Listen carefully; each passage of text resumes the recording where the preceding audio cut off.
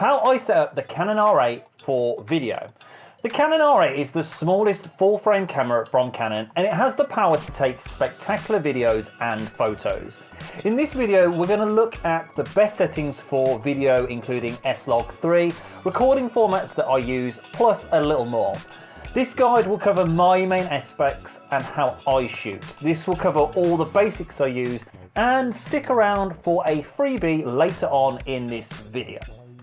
This video will talk through all the basics as if you have never used this camera before, to how to expose C-Log3. Now let's look at the camera with no external monitors and no accessories. Firstly, let's look at how to get into video mode with the Canon R8. The Canon R8 has a dedicated video and photography switch, which makes it super easy to switch between the two modes. First, make sure the camera is switched on and set to manual. I take the approach of trying to record the best possible quality, and the first thing that I did when I set up my Canon R8 was to hit the menu button on the back. And then in the tabs along the top, I select the spanner and go into Screen 2, where I change my video from PAL to NTSC. This is my preference, so I can access 24.98, 29.97 and 59.94 frames per second. Here I only use two options, which are both 4K, and it's either the 24 or the 60 frames per second. One for standard frame rates and one for slow motion. And I really only use these as they're both full sensor readout in both frame rates, so no crop, so I get the best quality possible. But I could export later at a lower resolution if I need. I also only use the IPB, the light version of the codec. Now, if I was filming something for a client or something that is a little bit more of a personal art piece, I could use the standard version, but for YouTube, the IPB gives me exactly what I need for color grading, and it also keeps my file sizes down, which as a creator creating for YouTube and recording regularly, files add up. And I'm going to pop up on the screen all the files for this video alone. Next, I skip straight to screen 4 in Camera tab and select Canon Log Settings and switch on. This will give you a wider dynamic range, and it will switch on Canon C-Log3 settings. Also switch View Assist on. This puts a LUT on the screen so the footage isn't so flat looking while you're filming, and it adds more colour and contrast to make it easier to monitor. And the great thing, it doesn't bake this LUT in, so you get the flat profile. Then after switching the View Assist on, I then head down to Colour Space and swap it into Cinema Gamut. Your Canon R8 will now be set up for Canon C-Log3. The last two options that I switch on are actually in Screen 7, and one is the IS, so the image stabilization. Now in the R8 it's digital, it isn't in body, but it works surprisingly well, and it works really well with an image stabilized lens. Here you have the options of off, on or enhanced. Use this as needed when shooting handheld. For me, this spends most of its life in the on mode for my Canon R8. This is because the crop factor is pretty small, but it really does aid with handheld shooting, which I do most of the time.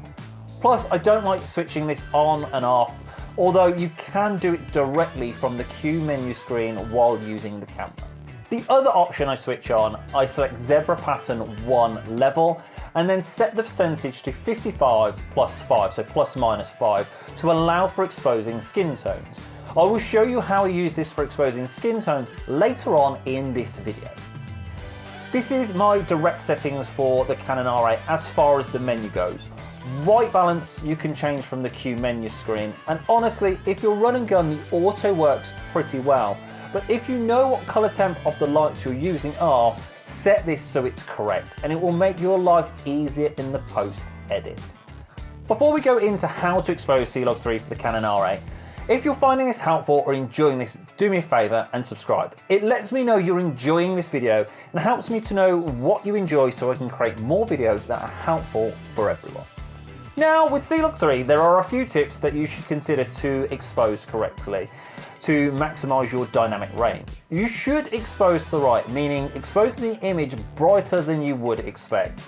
To do this, you use the histogram on screen.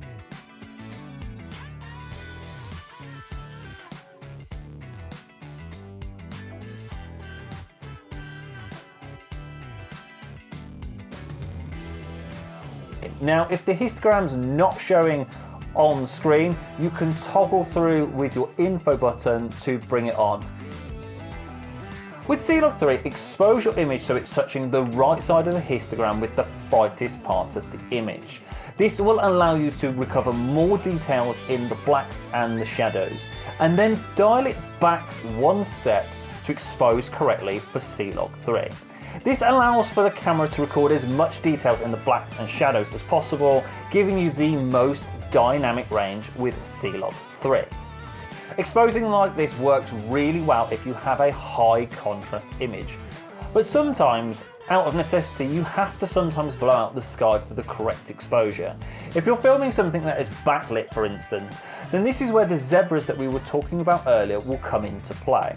Now, if I expose this and use the zebras on my skin, you will get the right exposure. So use those zebras to get the skin tones correct, so the correct exposure for the skin tones that we're using right now, and the highlights may just be blown out slightly in the background. Now, this can look a little bit dark on screen sometimes, but it looks great in post once it's converted to normal colors and color graded.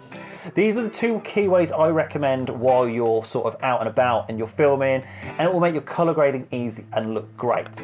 It will also look really good with only a few minor corrections if you don't want to do any heavy color grading.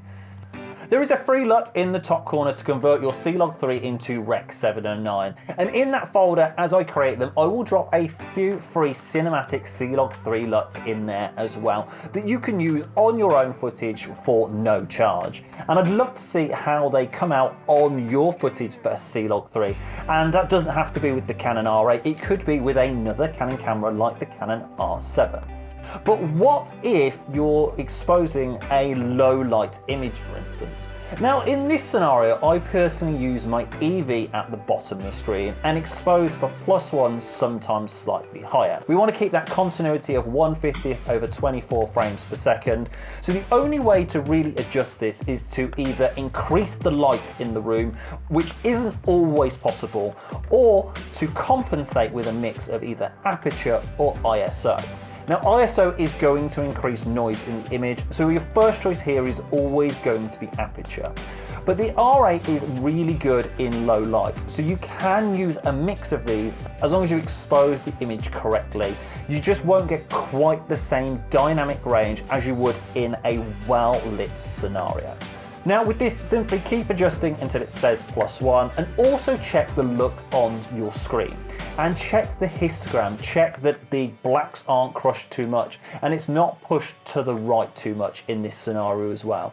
This isn't going to look the same as exposing to the right. We're trying to get a good balance between blacks and highlights here so we can create a good image.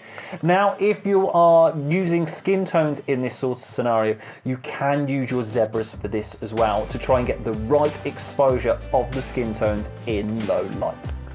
These are my key settings for the Canon R8 video setup. Use these and make them second nature while shooting, and you will get some pretty awesome video for your own content for YouTube or for those memories that you want to keep forever. Better still, I even use these settings while filming for clients. Give it a go and let me know in the comments how you get on using these settings, and thanks for watching. Ciao!